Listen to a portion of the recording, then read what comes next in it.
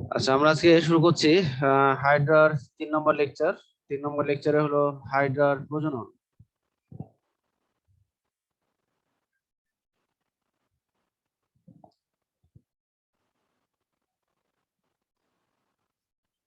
হাইড্রার প্রজনন, তো প্রজনন বা জনন বলতে আসলে কি বুঝি? নতুন জননক্ষম বংশধর সৃষ্টির প্রক্রিয়াকে জনন বলে। হাইড্রার দুইভাবে অযৌন জনন সম্পন্ন করে। হাইড্রা আসলে অযৌন জনন, যৌন জনন দুইভাবেই করে থাকে, তবে হাইড্রা অযৌন জননটা দুইভাবে হয়ে থাকে। 1 নম্বরটা হলো মুকুলোদ্গম আর 2 নম্বর হলো বিভাজন। মুকুলোদ্গম, মুকুলোদ্গম কাকে বলে?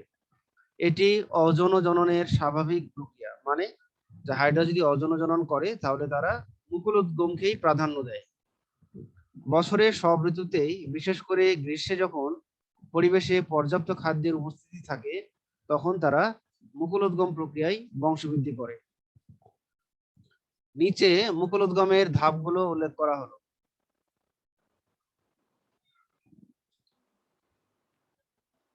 তাহলে মুকুলোদ্গমের প্রক্রিয়ার শুরুতে কি হয়? যখন মুকুলোদ্গম প্রক্রিয়া শুরু হয় তখন প্রক্রিয়ার শুরুতে দেহের মধ্যাংশ বা নিম্নাংশের কোন স্থানের এপিডার্মিসের ইন্টারস্টিশিয়াল কোষ দ্রুত বিভাজিত হয়ে একটি ক্ষুদ্র স্ফীত অংশের সৃষ্টি করে।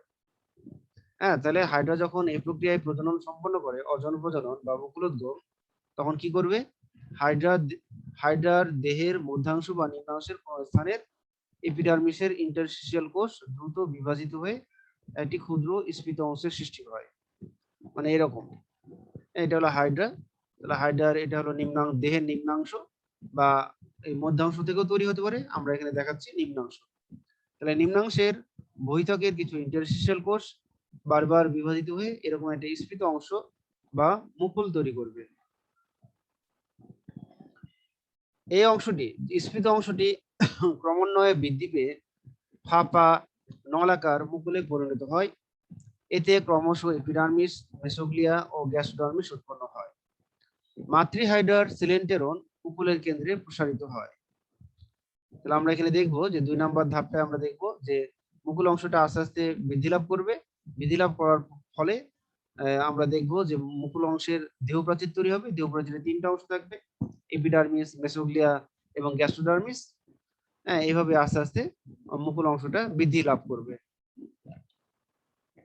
এবং এই মুকুলের ভিতরে মাতৃহাইড্রার যে সিলেন্টেরন, সেই সিলেন্টেরন মুকুল অংশেও প্রসারিত থাকবে।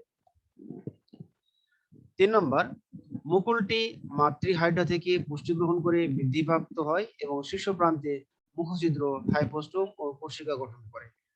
তো আমরা এখানে দেখবো 2 নম্বর চিত্রটা। হ্যাঁ, এটা আস্তে আস্তে বড় হয়। মুকুল অংশটি যেহেতু সিলেন্টেরন, এটা হলো মাতৃহাইড্রা সিলেন্টেরন থেকে পুষ্টি নিচ্ছে, পুষ্টি নিয়ে মুকুল অংশটি ধীরে ধীরে বড় হচ্ছে। বড় হওয়ার ফলে শীর্ষ প্রান্তে তৈরি হবে হাইপোস্টোম সহ কোষিকা। হ্যাঁ, এরকম কোষিকা হবে আর নিচে হবে দেহকাণ্ড। এইভাবে তখন সে বৃদ্ধি লাভ করবে। এই সময় মাতৃহাইড্রা ও মুকুলের সংযোগস্থলে একটি বৃত্তাকার খাঁজের সৃষ্টি হয় এবং এই খাঁজটি ক্রমে গভীর হয়ে মুকুল তথা অপত্য হাইড্রাকে মাতৃহাইড্রা থেকে বিচ্ছিন্ন করে ফেলে। তাহলে আমরা এখানে দেখবো 3 নম্বর ছবিটা দেখো যে মুকুল যে হাইড্রাটা আছে, সে হাইড্রাটা অনেক বড় হয়ে গেছে, যার ফলে মাতৃহাইড্রা এবং এই পরিণত মুকুলের মাঝখানে একটা বৃত্তাকার খাঁজ তৈরি হয় এবং এই খাঁজটা যত ভেতরের দিকে প্রশস্ত হতে থাকবে বা বাড়তে থাকবে, যখনই খাঁজটা ভিতরের দিকে গভীরভাবে বাড়তে থাকবে, তখন দেখা যাবে মাতৃহাইড্রা এবং এই পরিণত মুকুল বিচ্ছিন্ন হয়ে যায়। দেন বিচ্ছিন্ন যে পরিণত মুকুল, সেটা শিশু হাইড্রায় রূপান্তর হয়। অপত্য হাইড্রা বিচ্ছিন্ন হওয়ার প্রান্তে পদতল গঠিত হয়। তাহলে আমরা এখানে দেখব যে যখনই পরিণত মুকুলটা মাতৃহাইড্রা থেকে বিচ্ছিন্ন হয়ে যাবে, ঠিক সেই অংশে এরকম পদতল তৈরি হয়ে যাবে। শিশুটি কিছুক্ষণ বিচরণের পর নিমজ্জিত কোনো বস্তুর সাথে সংলগ্ন হয়ে স্বাধীনভাবে জীবনযাপন শুরু করে। ঠিক আছে, তাহলে এইভাবে আমরা অপত্য হাইড্রা বা শিশু হাইড্রা জন্ম দেখতে পাবো। তাহলে আমরা প্রথমে কি বললাম? প্রথমে বললাম যে সাধারণত গ্রীষ্মকালে পরিবেশে যখন পর্যাপ্ত খাদ্য থাকে, তখন সাধারণত এরা মুকুল উদ্গম প্রক্রিয়ায় বংশবৃদ্ধি করে। এটা একটা অযৌন জননের সাধারণ প্রজনন। আর এক্ষেত্রে কি হবে, হাইড্রার দেহের নিচের অংশ বা মধ্যাংশ থেকে বহিঃত্বকের কিছু ইন্টারস্টিশিয়াল কোষ বারবার বিভাজিত হয়ে একটা স্ফীত অংশ তৈরি করবে, যাকে আমরা বলবো মুকুল।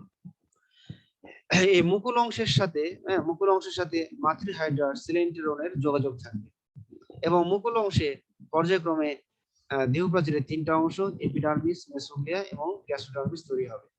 এইভাবে মাতৃ হাইড্রা থেকে পুষ্টি লাভ করে মুকুলটি যখন বড় হতে থাকবে, তখন মুকুলের শীর্ষভাগে হাইপোস্টোম, মুখছিদ্র সহ কোষিকা তৈরি হবে। এইভাবে আস্তে আস্তে বড় হবে এবং বড় হয়ে পরিণত মুকুল তৈরি করবে। পরিণত মুকুল এবং মাতৃ হাইড্রার সংযোগ স্থলে একটা বৃত্তাকার খাঁজ তৈরি হবে। এই খাঁজটা ক্রমশ গভীর হতে থাকবে। যখনই গভীর হয়ে যাবে, তখন দেখা যাবে যে মাতৃ হাইড্রা থেকে পরিণত মুকুল বিচ্ছিন্ন হয়ে গেছে। একসময় শিশু হাইড্রায় পরিণত হবে এবং সেই শিশু হাইড্রার যে অংশটা মাতৃ হাইড্রা থেকে বিচ্ছিন্ন হয়ে গেছিল, ঠিক সেই অংশে পাদচাকতি বা পদতল সৃষ্টি হবে। এইভাবে শিশু হাইড্রাটি পানিতে নিমজ্জিত কোনো বস্তুর সাথে সংলগ্ন হবে এবং স্বাধীনভাবে জীবনযাপন করবে। তাহলে আমরা হাইড্রার প্রজননটা বুঝলাম। হাইড্রার যে মুকুল উদ্গম প্রক্রিয়াটা বললাম, এটা কি আমরা সবাই বুঝেছি?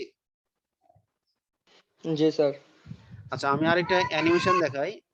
অ্যানিমেশনটা সবাই একটু দেখো।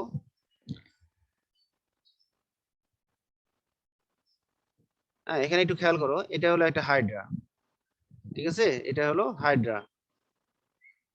তো এই হাইড্রার ক্ষেত্রে এখানে দেখো, এটা হলো তার শীর্ষভাগের কোষিকা, নিচে হলো দেহকাণ্ড, নিচে পাদচাকতি। আর এটা এই অংশটা হলো হাইপোস্টোম গোটা। এই হলো সে তার মুখ ছিদ্র, এটা হলো তার মুখছিদ্র। আর মুখছিদ্রের ভিতরের দিকে আছে সিলেন্টেরন। এই যে এখন আমরা দেখতে পাচ্ছি দেহের নিম্নাংশ বা মধ্যাংশ থেকে ইন্টারস্টিশিয়াল কোষ বৃদ্ধি লাভ করে একটা স্ফীত অংশ তৈরি করলো। এই অংশটাই আসলে বাড বা মুকুল।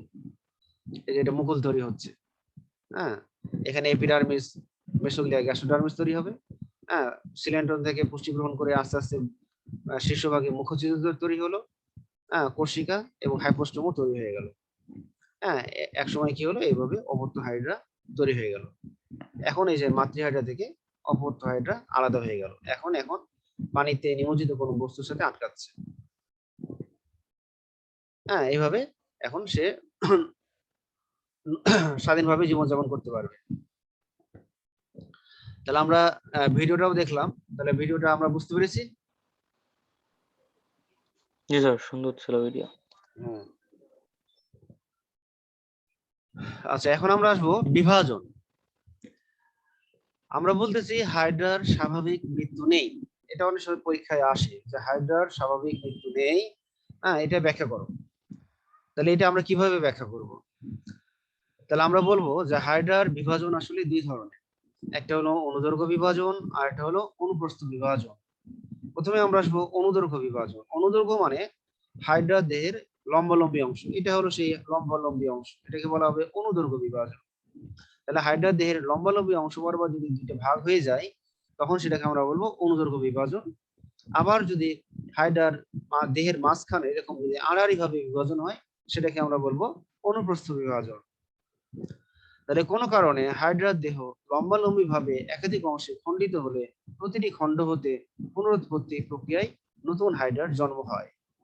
তাহলে এইভাবে যখন একটা হাইড্রা লম্বালম্বী ভাবে 2 ভাগ হয়ে যায়, তখন সেই অর্ধেক অংশ, হাইড্রার দেহের অর্ধেক অংশের যে ইন্টারস্টিশিয়াল কোষগুলো আছে, সেই ইন্টারস্টিশিয়াল কোষগুলো বিভাজিত হয়ে বাকি আরেক অর্ধেক অংশ তৈরি করে ফেলতে পারে। আবার অনুপ্রস্থ বিভাজনটা কি, কোনো কারণে হাইড্রার দেহ যদি আড়াআড়ি ভাবে একাধিক খণ্ডে খণ্ডিত হয়, তাহলে প্রতিটি খণ্ড হতে পুনরুৎপত্তি প্রক্রিয়ায় নতুন হাইড্রা তৈরি হবে। তাহলে আমরা যদি আড়াআড়ি ভাবে ভাগ করি, তাহলে আমরা দেখব যে উপরের অংশে থাকবে হাইপোস্টোম, মুখছিদ্র সহ কোষিকা এবং দেহকাণ্ডের কিছু অংশ, এবং নিচের অংশে থাকবে পাদচাকতি সহ দেহকাণ্ডের নিচের অংশ। তাহলে 2টা ভাগ হয়ে গেছে, যেহেতু আড়াআড়ি ভাবে 2টা ভাগ হয়ে গেছে, তাহলে পাদচাকতি সহ দেহকাণ্ডের কিছু অংশ এর আবার ইন্টারস্টিশিয়াল কোষ বিভাজিত হয়ে উপরের অংশ তৈরি করবে। আর আরেকটা উপরের অংশ যেহেতু আলাদা হয়ে আছে, সে তখন কি করবে, তার ইন্টারস্টিশিয়াল কোষগুলো পুনরায় বিভাজিত হয়ে হাইড্রার পাদচাকতি সহ দেহকাণ্ডের নিচের অংশ তৈরি করে ফেলবে। তাহলে এইভাবে যেহেতু আমরা বিভাজনের মাধ্যমে হাইড্রার নতুন হাইড্রার সৃষ্টি করতে পারছি আমরা, এই কারণে আমরা বলবো হাইড্রার স্বাভাবিক বুদ্ধি নেই। কারণ হাইড্রার দেহ যদি কোনো কারণে লম্বালম্বি ভাবে ভাগ হয়ে যাক বা আড়াআড়ি ভাবে ভাগ হোক, সেই ভাগগুলোর মধ্যে যদি দেহ প্রাচীরের তিনটা অংশই থাকে, দেহ প্রাচীরের তিনটা অংশই যদি থাকে, তাহলে দেহ প্রাচীরের তিনটা অংশ মানে কি, এপিডার্মিস, মেসোগ্লিয়া এবং এন্ডোডার্মিস, এই তিনটাই থাকতে হবে। যে মনে করো যে একটা হাইড্রা এখানে 2 ভাগে ভাগ না হয়ে 4 ভাগে ভাগ হয়েছে বা 5 ভাগে ভাগ হয়েছে, কিন্তু প্রতি ভাগেই দেহ প্রাচীরের কিছু অংশ বিদ্যমান, তাহলে সেই অংশটা আবার বিভাজিত হয়ে নতুন হাইড্রা তৈরি করার ক্ষমতা রাখে। কারণ তার একটা বিশেষ কোষ আছে, ইন্টারস্টিশিয়াল কোষ, আর এই বিশেষ কোষটা দেহের প্রয়োজনে যে কোনো ধরনের কোষ তৈরি করার ক্ষমতা রাখে। তাহলে ওই বহিঃত্বকের ওই বিশেষ ইন্টারস্টিশিয়াল কোষ বিভাজিত হয়েই মূলত তারা নতুন হাইড্রা তৈরি করতে পারবে। তাহলে আমরা অনুদৈর্ঘ্য বিভাজন আর অনুপ্রস্থ বিভাজন, এটা কি আমরা বুঝতে পারলাম? জি স্যার। এরপরে আমরা আসবো যৌন প্রজনন। নিষেকের মাধ্যমে জাইগোট সৃষ্টির উদ্দেশ্যে দুটি পরিণত জনন কোষের একই ভবন প্রক্রিয়াকে আমরা বলবো যৌন জনন। তাহলে যৌন জননের জন্য অবশ্যই জনন কোষ প্রয়োজন, এবং জনন কোষ দুই ধরনের হয়, একটা শুক্রাণু যেটা পুরুষ প্রাণী থেকে আসবে, আর এটা হলো ডিম্বাণু যেটা স্ত্রী প্রাণী থেকে আসবে। তো হাইড্রার যৌন জননকে আলোচনার সুবিধার জন্য আমরা 3 ভাগে ভাগ করব। প্রথম ভাগ হলো গ্যামেটোজেনেসিস, দ্বিতীয় ভাগ নিষেক, এবং 3 নাম্বার ভাগ হলো পরিস্ফুটন। তো আমরা এখন আসছি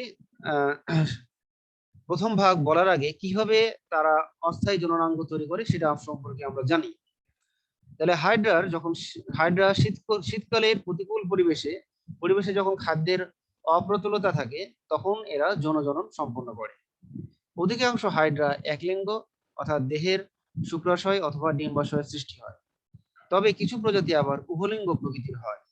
এদের ক্ষেত্রে দেহের নিম্নাংশে থাকবে ডিম্বাশয় এবং দেহকাণ্ডের ঊর্ধ্বাংশে থাকবে শুক্রাশয়। তবে একলিঙ্গ বা উভলিঙ্গ উভয় প্রকৃতির হাইড্রার পরনিষেক প্রক্রিয়ায় প্রজনন সম্পন্ন হয়। কারণ উভলিঙ্গ হাইড্রার শুক্রাণু ও ডিম্বাণু একই সময়ে পরিপক্কতা লাভ করে না। এক হাইড্রার ডিম্বাণু অপর হাইড্রার শুক্রাণু দ্বারা নিষিক্ত হলে একে পরনিষেক বলে। উভলিঙ্গ হাইড্রার দেহে স্বনিষেক ঘটে না। হাইড্রার দেহে স্থায়ী কোনো জননাঙ্গ থাকে না। এপিডার্মিসের কিছু ইন্টারস্টিশিয়াল কোষ দ্রুত বিভাজিত ও রূপান্তরিত হয়ে অস্থায়ী জননাঙ্গ অর্থাৎ শুক্রাশয় ও ডিম্বাশয় গঠন করে। তাহলে আমরা যে প্রাণীটা দেখেছিলাম, আমরা এর আগের ফার্স্ট লেকচারে আমরা সম্ভবত বলেছিলাম যে তার দেহে কি হবে, এরকম শুক্রাশয় এবং ডিম্বাশয় দুইটাই আমরা দেখেছিলাম। দেহকাণ্ডের উপরের দিকে দেখেছিলাম কোন আকৃতির শুক্রাশয়, আর দেহকাণ্ডের নিচের দিকে আমরা দেখেছিলাম গোলাকার ডিম্বাশয়। তাহলে উভলিঙ্গ হাইড্রা, যদিও আমরা দেখতে পাচ্ছি একই হাইড্রার দেহে শুক্রাশয়ও আছে আবার ডিম্বাশয়ও আছে, কিন্তু উভলিঙ্গ হওয়া সত্ত্বেও দেখা গেল যে শুক্রাশয় যখন শুক্রাণু তৈরি করছে, ঠিক একই সময় ডিম্বাশয় ডিম্বাণু তৈরি করতে অক্ষম। আবার আরেকটি উভলিঙ্গ হাইড্রার দেখা গেছে যে ডিম্বাশয় থেকে যখন তারা ডিম্বাণু তৈরি করতেছে, ঠিক সে সময় ওই একই হাইড্রার শুক্রাশয় শুক্রাণু তৈরি করতে পারছে না। কাজেই হাইড্রা উভলিঙ্গ হওয়া সত্ত্বেও তারা কিন্তু পরনিষেক ঘটাবে, অর্থাৎ হাইড্রার নিষেক ঘটানোর জন্য দুইটি ভিন্ন ভিন্ন হাইড্রার দরকার হয়। সে হাইড্রা একলিঙ্গ হতে পারে, উভলিঙ্গ হতে পারে। তাহলে এখানে একটা কোশ্চেন হয়, আমরা করি যে উভলিঙ্গ হাইড্রার দেহে স্বনিষেক ঘটে না কেন? তাহলে স্বনিষেক ঘটে না, তার ব্যাখ্যাটা এখানে কিন্তু দেওয়া আছে। 2 মার্কের জন্য এটা আসে। আর এদের জননাঙ্গ গুলোকে বলা হচ্ছে অস্থায়ী। কেন অস্থায়ী জননাঙ্গ বলা হবে? কারণটা কেউ বলতে পারবা? হাইড্রার জননাঙ্গকে অস্থায়ী বলা হচ্ছে কেন? কারণটা কেউ বলতে পারবা? মহিউদ্দিন, পারবা? হাইড্রার জননাঙ্গকে অস্থায়ী কেন বলা হচ্ছে? কেউ পারবা? আচ্ছা, আমরা বলছি, বলো। স্যার, একটি শুক্রাশয় যে সময় তৈরি হয় এই সময় ডিম্বাশয় তৈরি হয় না, আর ডিম্বাশয় যে সময় তৈরি হয় এই সময় শুক্রাশয় তৈরি হয় না। এটা সঠিক অ্যান্সার হলো না। আসলে হাইড্রার কিন্তু জননাঙ্গগুলো তা সবসময় তার দেহে থাকবে না। যখন শীতকাল আসবে, শীতকাল যখন পরিবেশে খাদ্যের অভাব হবে, তখন তারা যৌন জনন করবে। তাহলে শীতকালেই তাদের অস্থায়ী জননাঙ্গগুলো তৈরি হবে। শীতকাল যখন চলে গেল, তখন দেখা যাবে জননাঙ্গগুলো আবার নষ্ট হয়ে যায়। হ্যাঁ, এইভাবে আবার পরের বছর যখন আবার শীতকাল হবে, তখন আবার তার দেহে আবার জননাঙ্গগুলো সৃষ্টি হবে। তাহলে এই জন্য আমরা বলবো অস্থায়ী জননাঙ্গ। বুঝতে পেরেছো?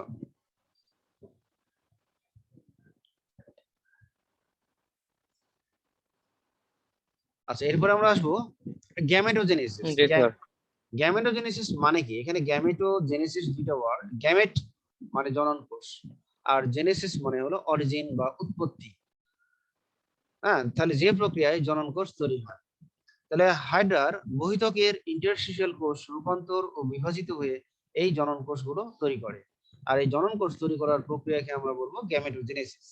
গ্যামেটোজেনেসিস আবার দুই ধরনের, একটাকে বলবো স্পারমাটোজেনেসিস, আর এটাকে আমরা বলবো ওজেনেসিস। প্রথমে আমরা আসছি স্পারমাটোজেনেসিস। তাহলে হাইড্রার শুক্রাশয় হতে শুক্রাণু সৃষ্টির প্রক্রিয়াকে স্পারমাটোজেনেসিস বলে। শুক্রাশয় হতে শুক্রাণু সৃষ্টির প্রক্রিয়াকে বলবো স্পারমাটোজেনেসিস।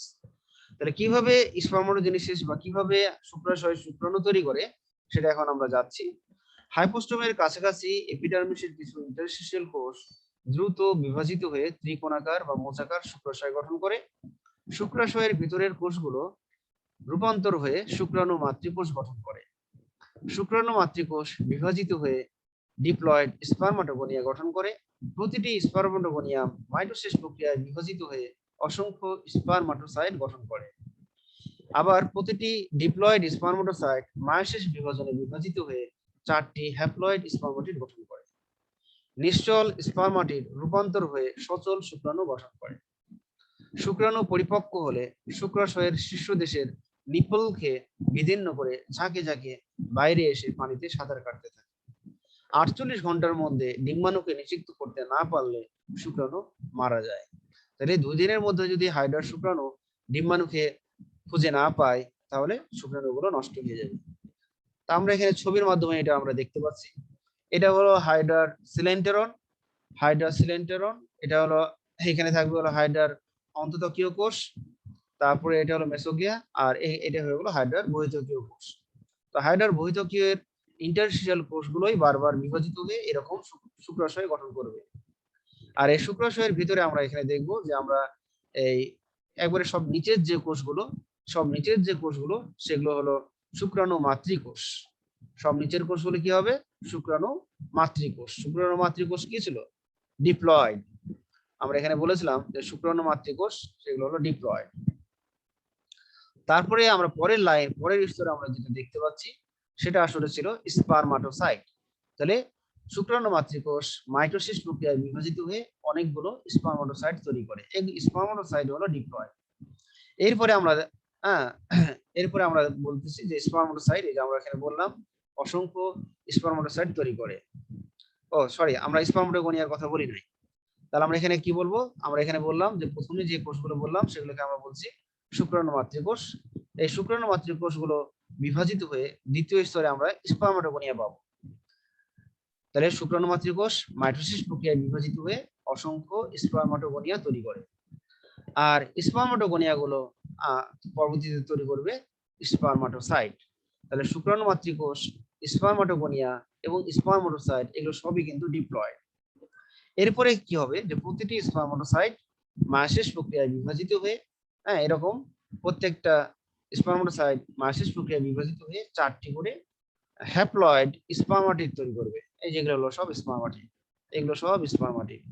স্পারমাটিড গুলো সাধারণত নিশ্চল এবং গোলাকার হয়। পরবর্তীতে স্পারমাটিড গুলো আবার কি হবে? রূপান্তর হয়ে উৎপন্ন করবে শুক্রাণু। তাহলে সব প্রান্তীয় দিকে আছে শুক্রাণু। শুক্রাণুর আমরা দেখবো 3টা অংশ, মস্তক, মধ্যখণ্ড এবং লেজ।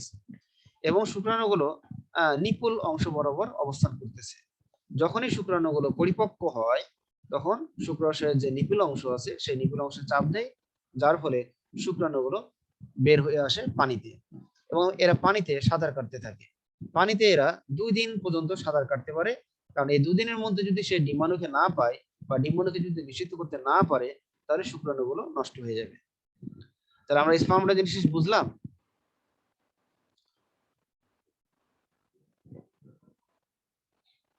স্পার্মাটোজেনেসিস, হ্যাঁ। এরপর আমরা আসবো ওজেনেসিস। ওজেনেসিস আমরা কাকে বলবো? হাইড্রার ডিম্বাশয়ে ডিম্বাণু তৈরির প্রক্রিয়াকে ওজেনেসিস বলে।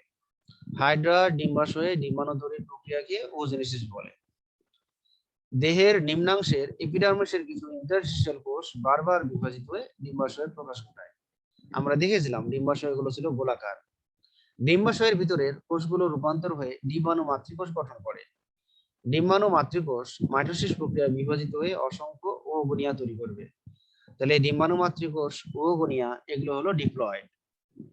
ডিম্বাশয়ের কেন্দ্রের ওগোনিয়ামটি আকারে বড় হয় এবং পার্শ্ববর্তী কোষ ও ছোট ওগোনিয়ামগুলোকে ফ্যাগোসাইটোসিস প্রক্রিয়ায় গিলে ফেলে বা গলদকরণ করে, যার ফলে তৈরি হয় ওসাইট।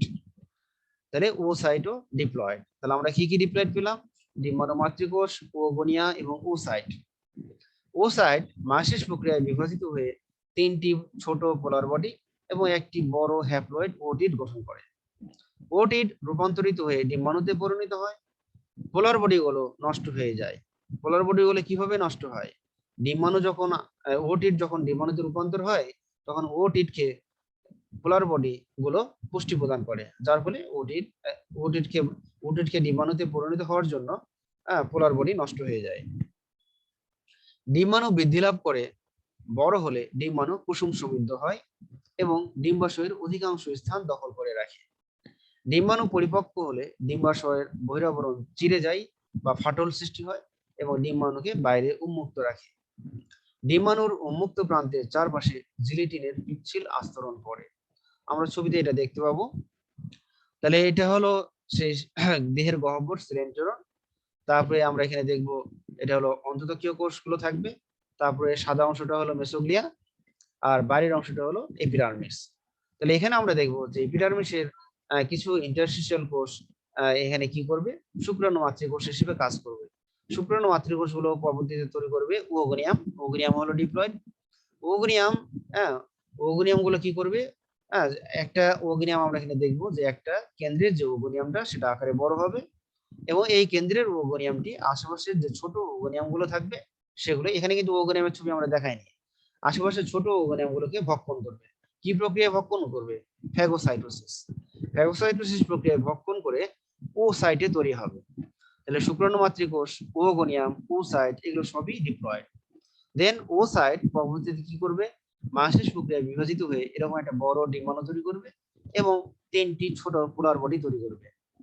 হ্যাঁ, পোলার বডি গুলো সরি, তার আগে আমরা বলবো যে ওসাইট গুলো আসলে 3টি পোলার বডি এবং একটি বড় ওটিড তৈরি করবে।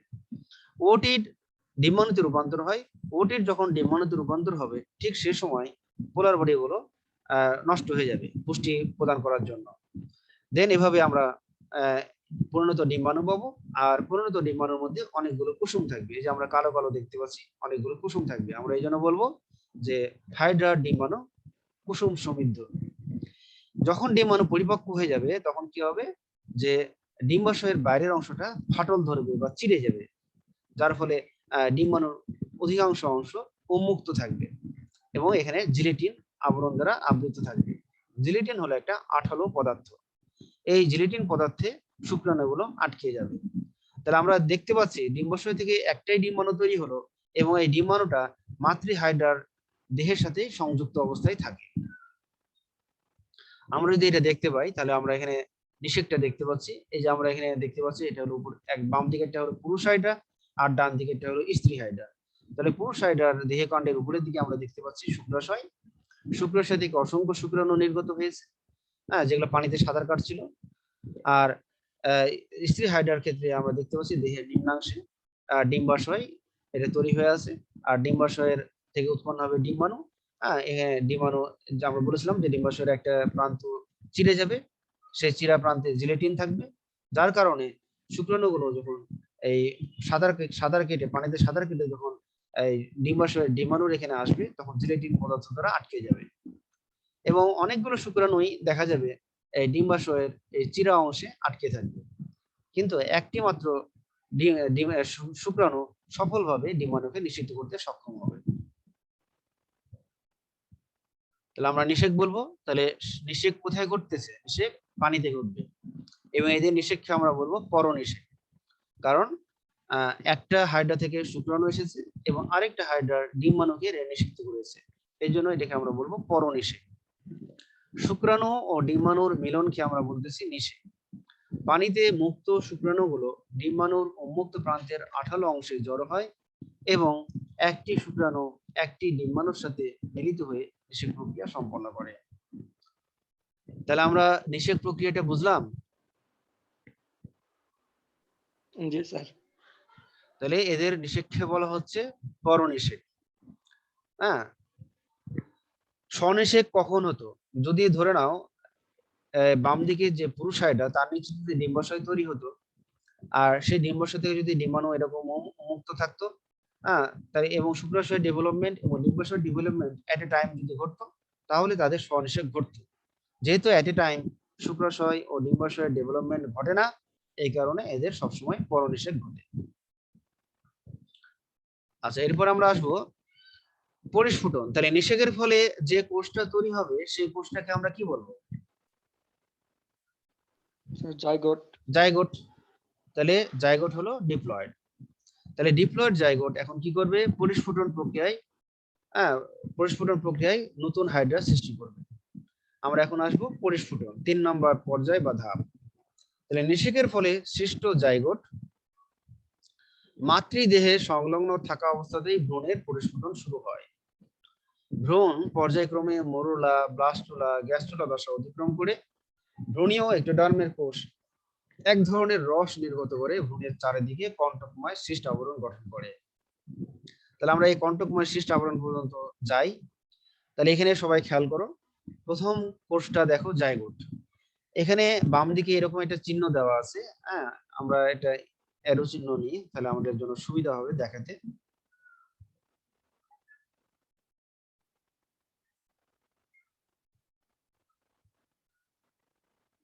তাহলে আমরা এখানে যে একটা অ্যারো চিহ্ন দিয়েছি, হ্যাঁ, এই অ্যারো চিহ্নটা এই যে বাইরে আমরা এখানে দেখতে পাচ্ছি, এই যে বাইরে যেটা, এটা কিন্তু মাতৃ হাইড্রার সাথে সংযুক্ত, এটা বোঝানো হয়েছে। বুঝতে পেরেছো? তাহলে আমরা এরকম একটা দ্বিতীয় বন্ধনীর মধ্যে একটা গঠন দেখতে পাচ্ছি। এটা দেওয়ার অর্থই হলো যে জাইগোটটা মাতৃ হাইড্রার সাথে সংযুক্ত। তাহলে আমরা এখানে দেখতে পাচ্ছি জাইগোট, আর এখানে আমরা দেখতে পাচ্ছি যে পোলার বডি গুলো আস্তে আস্তে নষ্ট হয়ে যাবে। তারপরে আমরা দেখবো যে জাইগোট আড়াআড়ি ভাবে বিভাজিত হয়েছে, মাইটোসিস বিভাজনে বিভাজিত হয়ে দুই কোষী জাইগোট তৈরি করেছে। এটাকে আমরা বলতে পারি ক্লিভেজ। জাইগোটের মাইটোসিস বিভাজনকে আমরা ক্লিভেজ বলতে পারি। এরপরে আমরা দেখব যে এই দ্বিকোষী যে জাইগোট বা ভ্রূণটা আছে, সেই ভ্রূণটা তখন কি করবে? আরো বিভাজিত হবে এবং বহুকোষী একটা গঠন তৈরি করবে। বহুকোষী একটা গঠন আমরা এখানে বলেছিলাম কি কি? আমরা এখানে বলেছিলাম মরুলা, ব্লাস্টুলা। তো এখানে আমরা দেখতে পাচ্ছি জাইগোট, ক্লিভেজ, ক্লিভেজের পরে আমরা মরুলা দশাটা এখানে চিত্রে দেখাইনি। মরুলা দশাটা কি হবে? যে জাইগোট কোষটা যখন অনেকবার বিভাজিত হবে এবং বিভাজিত হয়ে গুচ্ছাকৃতির একটা কোষ গুচ্ছ তৈরি করবে, সেটাকে আমরা বলবো মরুলা। তাহলে জাইগোট কোষের বিভাজনের ফলে সৃষ্ট বহুকোষী যে একটা গুচ্ছ, কোষের গুচ্ছ, যাকে বলা হয় মরুলা, এই মরুলা তৈরি হবে। মরুলার ছবি কিন্তু এখানে দেওয়া নাই। তাহলে মরুলার কোষগুলো পরবর্তীতে এক স্তরে বিন্যস্ত হয়। মরুলার কোষগুলো এক স্তরে বিন্যস্ত হয়ে তৈরি করে ব্লাস্টুলা। তো এখানে যে ছবিটা দেওয়া হয়েছে, এই ছবিটা হলো ব্লাস্টুলার প্রস্থচ্ছেদ। ব্লাস্টুলাকে অনেক তোমরা মনে করতে পারো, ব্লাস্টুলা হলো আসলে এক ধরনের একটা ফুটবলের মতো। আমরা ফুটবলের ক্ষেত্রে কি দেখতে পাই? ফুটবলের চারপাশে একটা আবরণ থাকে আর কেন্দ্রে থাকে ফাঁপা। তো ব্লাস্টুলা যদি অরিজিনাল ফর্মটা আমরা দেখি, তাহলে দেখবো ব্লাস্টুলার অরিজিনাল ফর্ম সে একটা ফুটবলের মতো। তাহলে তাকে এখানে কাটা হয়েছে। এটা আসলে যে ছবিটা এখানে দেখানো হয়েছে, এটা হলো ব্লাস্টুলার প্রস্থচ্ছেদ। আমরা ফুটবলকে যদি আমরা প্রস্থচ্ছেদ করি, তাহলে ফুটবলের ক্ষেত্রে আমরা কি দেখবো? ফুটবলের চারপাশে একটা লেয়ার দেখবো, হ্যাঁ, আর ভিতরে দেখবো একটা ফাঁপা অংশ। ঠিক এখানেও তাই, এখানে আমরা ব্লাস্টুলার চারপাশে একটা লেয়ার দেখতে পাচ্ছি আর কেন্দ্রীয় ফাঁপা অংশ। তো ফাঁপা অংশটাকে আমরা বলবো ব্লাস্টোসিল এবং এই ব্লাস্টোসিলকে ঘিরে যে লেয়ারটা এখানে আছে তাকে আমরা বলবো ব্লাস্টোডার্ম। তাহলে ব্লাস্টোডার্ম চারপাশের আবৃত অংশটা এটা হলো ব্লাস্টোডার্ম, আর ব্লাস্টোডার্মের প্রতিটি কোষকে আমরা বলবো ব্লাস্টোমিয়ার। ব্লাস্টোমিয়ার, হ্যাঁ, এইভাবে তাহলে আমরা ব্লাস্টুলার গঠন পাবো। তাহলে আমরা কি বলবো যে ব্লাস্টুলা, তাহলে কি বলবো, ব্লাস্টুলা হলো একটা গোলাকার একটা গঠন যার চারপাশে থাকবে ব্লাস্টোডার্ম আর কেন্দ্রীয় ফাঁপা অংশ থাকবে যাকে বলবো ব্লাস্টোসিল, আর ব্লাস্টোডার্মের প্রতিটি কোষকে আমরা ব্লাস্টোমিয়ার বলবো। ব্লাস্টুলা পরে কিসে পরিণত হবে?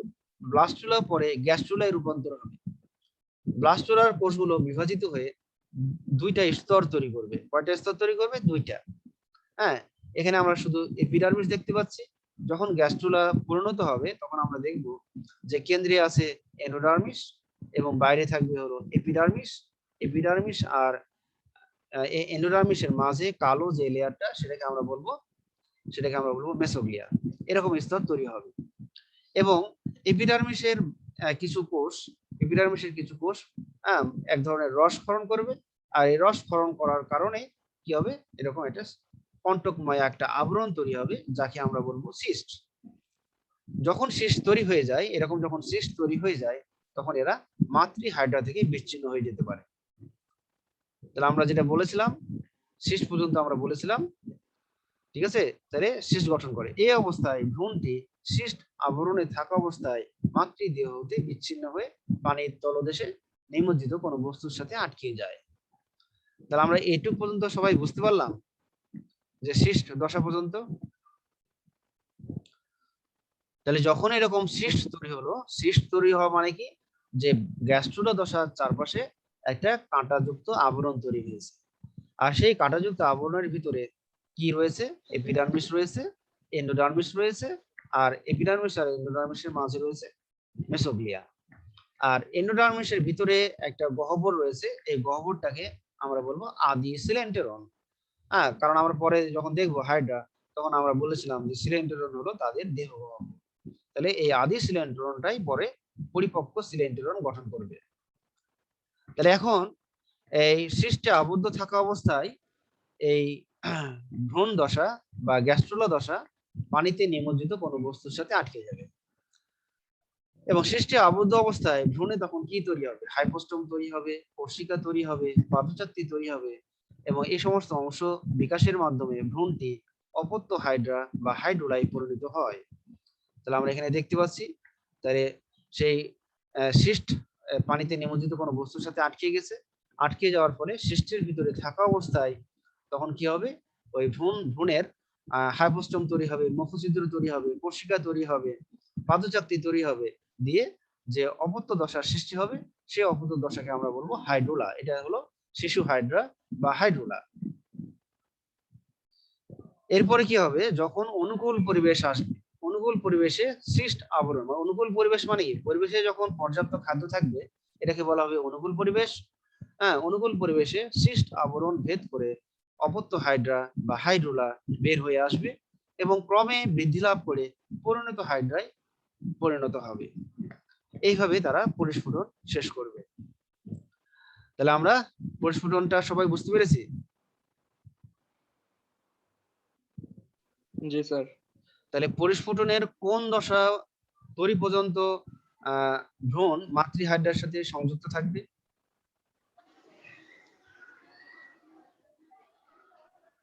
Sir cyst. শেষ দশা। তাহলে শেষ দশা পর্যন্ত, জাইগোট থেকে শেষ দশা পর্যন্ত কেউ একজন বলতে পারবা যে কিভাবে জাইগোট থেকে সৃষ্ট হলো? একজন একটু সাহস করে বলো, আমি হেল্প করবো, অসুবিধা নাই। স্যার প্রথমে জাইগোট থেকে ওই কোষটা দুই ভাগে বিভাজিত হয়ে আচ্ছা, আগে ক্লিভেজ আগে গঠন বলো করে। যে জাইগোট কার সাথে সংযুক্ত আছে? স্যার জাইগোট মাতৃ হাইড্রার সাথে সংযুক্ত আছে। গুড, হ্যাঁ, মাতৃহাইড্রার সাথে সংযুক্ত আছে। এবার বলো। মাতৃ হাইড্রার সাথে সংযুক্ত আছে, পরবর্তীতে স্যার পোলার বডি গুলো বিলুপ্ত হতে শুরু করে। হ্যাঁ, আর জাইগোট, জাইগোট দুই ভাগে বিভক্ত হওয়াকে ক্লিভেজ হ্যাঁ দশা সম্পূর্ণ করে। হ্যাঁ। তারপর আর ক্লিভেজ দশার পরে এখানে ক্লিভেজ একটা দশা ছিল, সেটা আমি এখানে ছবিতে নাই কিন্তু আমি বলেছিলাম, সে দশাটার নাম আগে স্যার বলো। মেরুলা। মরুলা, মরুলা, স্যার মেরুলা। মরুলা, মরুলা, ম রয় শুরু লয় কাল্লা, মরুলা। হ্যাঁ, মরুলা কিভাবে তৈরি হয় বলো? তাহলে স্যার মরুলা দশার মধ্যে হ্যাঁ, মরুলা দশাটা কিভাবে তৈরি হয় সেটা একটু কোষগুলো বলো। স্যার স্যার দুই ভাগে বিভক্ত কোষগুলো স্যার গুচ্ছ কোষে পরিণত এবং বহু হ্যাঁ, বহুকোষী একটা গঠন তৈরি করে বা কোষের একটা গুচ্ছ তৈরি করে, আর সেই কোষের গুচ্ছকে আমরা বলবো মরুলা। আচ্ছা, মরুলা থেকে এবার আসবে ব্লাস্টুলা। মরুলা থেকে ব্লাস্টুলা কিভাবে সৃষ্টি হয়? স্যার মরুলা থেকে ব্লাস্টুলা আসার পরে না, কোষগুলো কিভাবে একটি সৃষ্টি হয় গুচ্ছ সেটা বলো। পরিণত হয়। মরুলা থেকে ব্লাস্টুলা গুলো কিভাবে তৈরি হয়? স্যার মরুলার গুচ্ছ কোষ, কোষগুলো হ্যাঁ বলো, মরুলার একটি কোষগুলো গুচ্ছ পরিণত হয়। এক স্তরে, মরুলার কোষগুলো এক স্তরে বিন্যস্ত হয়। মরুলার কোষগুলো এবং এক স্তরে বিন্যস্ত হয়ে ব্লাস্টুলা তৈরি করে। তাহলে ব্লাস্টুলার কি কি অংশ তৈরি হবে? ব্লাস্টুলার চারপাশের একটা আবরণ তৈরি হবে, আর কেন্দ্রে থাকবে একটা ফাঁকা স্যার গহ্বর। তাহলে ব্লাস্টুলার চারপাশের আবরণকে আমরা কি বলবো? স্যার ব্লাস্টোডার্ম। ব্লাস্টোডার্ম, গুড। আর কেন্দ্রীয় ফাঁপা অংশকে কি বলবো? Sir blastocoel. ব্লাস্টোসিল। আর ব্লাস্টোডার্মের প্রত্যেকটা কোষকে কি বলবো? ব্লাস্টোমিয়ার। ব্লাস্টোমিয়ার, গুড, সুন্দর হয়েছে। এবার ব্লাস্টুলা থেকে কিভাবে গ্যাস্ট্রুলা হলো সেটা বলো। তাহলে ব্লাস্টুলা থেকে স্যার গ্যাস্ট্রুলা কিভাবে হলো? তাহলে এই যে ব্লাস্টোমিয়ার স্যার কোষগুলো আছে, ব্লাস্টুলার যে ব্লাস্টোডার্মের চারদিক থেকে স্যার আঠালো রস বের হয়। এই আঠালো না না, রস বের এখন হয়ে না, স্যার এখন শীত 18 রস বের হবে না। এখানে বলতে হবে তোমার যে ব্লাস্টোমিয়ার কোষগুলো আরো বিভাজন হওয়া শুরু করে, যার ফলে সে বাইরের দিকের কোষগুলো তৈরি করবে এপিডার্মিস, এবং কেন্দ্রের দিকের কোষগুলো তৈরি করবে এন্ডোডার্মিস, এবং এদের মাঝে তৈরি হবে মেসোগ্লিয়া। এই সময় গ্লিয়া। এই সময় এপিডার্মিসের কিছু কোষ আঠালো রস ক্ষরণ করে, এবং যারা কাঁটার মতো আবরণ তৈরি করে বা কণ্টকময় আবরণ তৈরি করে, যাকে আমরা বলবো সিস্ট। তো এরকম সিস্ট দশা যখন তৈরি হয়ে যাবে, তখন এরা মাতৃহাইড্রা থেকে আলাদা হয়ে যাবে। আলাদা হয়ে গিয়ে পানিতে নিমজ্জিত কোনো বস্তুর সাথে আটকে যাবে, এবং সেই নিমজ্জিত কোনো বস্তুর সাথে আটকে থাকা অবস্থায় এই কণ্টকময় সিস্টের ভিতরে যে ভ্রূণটা আছে, সেই ভ্রূণটার হাইপোস্টোম, কোষিকা, মুখছিদ্র, পাদজাতিক ইত্যাদি তৈরি হয়ে অপত্য হাইড্রা তৈরি হবে। যখন অনুকূল পরিবেশ ফিরে আসবে, তখন সিস্ট থেকে সেই অপত্য হাইড্রা বা হাইড্রোলা দশা বাইরে বের হবে, এবং বের হয়ে স্বাধীনভাবে জীবনযাপন করবে। এই, তাহলে আজকের ক্লাসে কারো কোথাও প্রবলেম আছে হাইড্রার প্রজননে?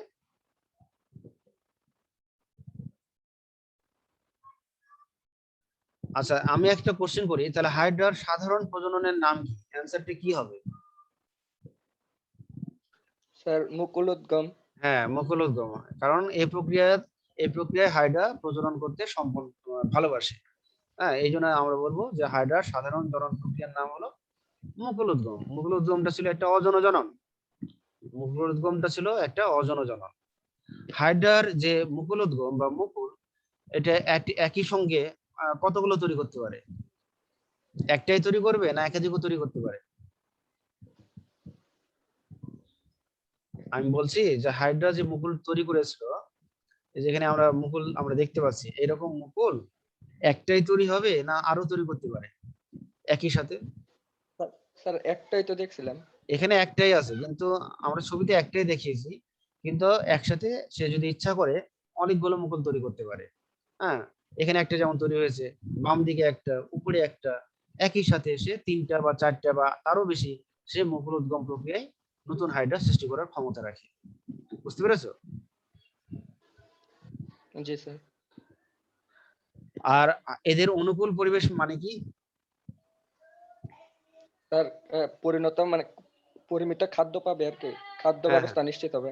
হ্যাঁ হ্যাঁ, আর সাধারণত গ্রীষ্মকালে খাদ্যটা থাকে। গ্রীষ্মকালে যেহেতু বর্ষাকাল, গ্রীষ্মের পরে বর্ষা আসে, তখন পানি থাকে পরিবেশে, এই সময় প্রচুর খাদ্য থাকে। আর প্রতিকূল পরিবেশ মানে হেমন্তকাল আর শীতকাল, এই সময় পরিবেশে খাদ্য থাকে না। তো সবাই ভালো থাকো, সময় আর বেশি নাই। যারা এখনো নাম রোল লেখো নাই, তাড়াতাড়ি লিখে দাও। আজকের মতো এখানে ক্লাস শেষ করছি।